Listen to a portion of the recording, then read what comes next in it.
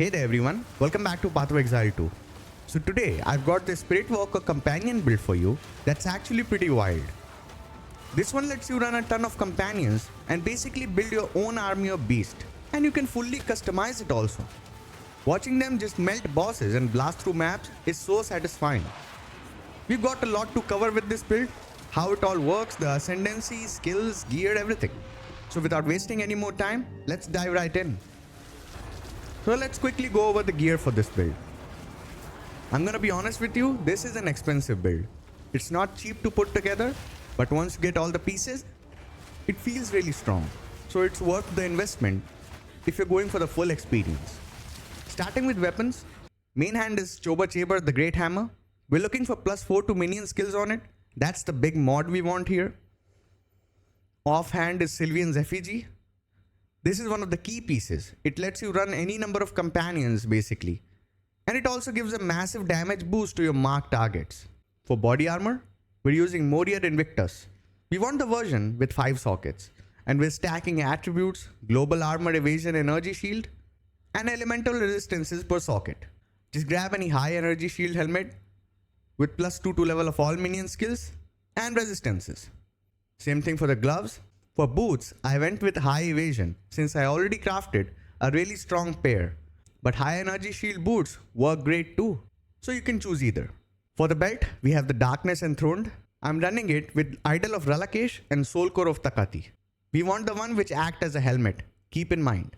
For amulet, the usual, Spirit, +3 to level of all minion skills and elemental resistances. For the rings, one will be Ventus Gamble, and the other is Ashtera's Path. Here we can slot a Sapphire for some extra minion nodes. So overall, we're stacking a decent amount of minion related stuff across the gear. Now let's take a look at the passive tree. Starting with the Ascendancy, we want Wild Protector and the Katha's Balance. With Katha's Balance, our companions gains attack damage equal to 60% of your main hand weapon, which is your hammer. We also have Natural Order, which let us tame unique beasts and bosses.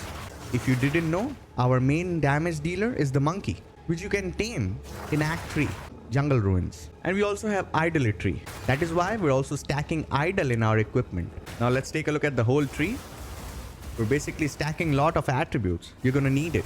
Taking a lot of companion nodes as well. We are coming all the way over here to Gem Enthusiast and Crystallize Immunities. We want to use our two-handed hammer with the scepter. That is why we have this Flesh Crucible Diamond with Giant's Blood. This will be the most expensive item you will use in this build. So make sure you buy this one first before investing in anything else. I also have the full POB link in the description if you prefer that. We're also stacking a lot of evasion and energy shield. I also have this From Nothing Diamond, which gives us passives in radius of Black Flame Covenant can be allocated without being connected to the tree. This is also like a 100 divine item. But if you don't want to invest in that, it's completely alright, because we're already going to take Gigantic Following.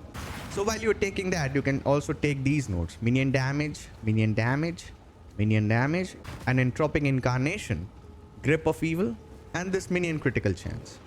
So basically 3 extra nodes, but it's gonna be worth it. And that will save you like 100 divines also.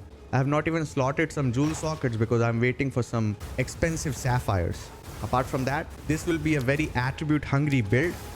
I have 151 strength, 162 dexterity, and 276 intelligence.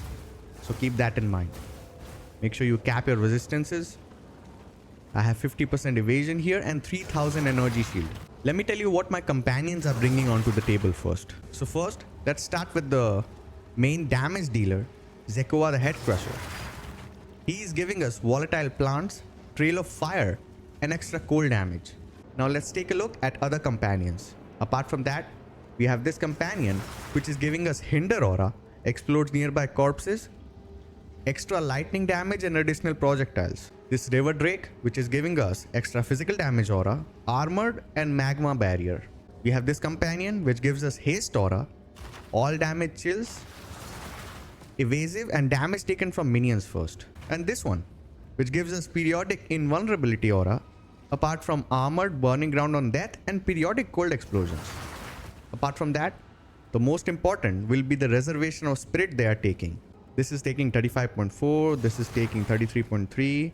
This is taking 23.1, which is crazy. We also have Energy Shield Aura with 31.2 Spirit. All damage ignites, hasted, and periodic cold explosion. These are some really good mods. If you want, I can make a separate video to show you how to farm these companions. Gem Enthusiast and Crystallize Immunities. That is why we are socketing so many red support gems. We don't necessarily use it. We only need to activate Immune to Ignite. And with this one, we only need to activate 5% increase maximum life. That's the idea. Now let's go over the supports.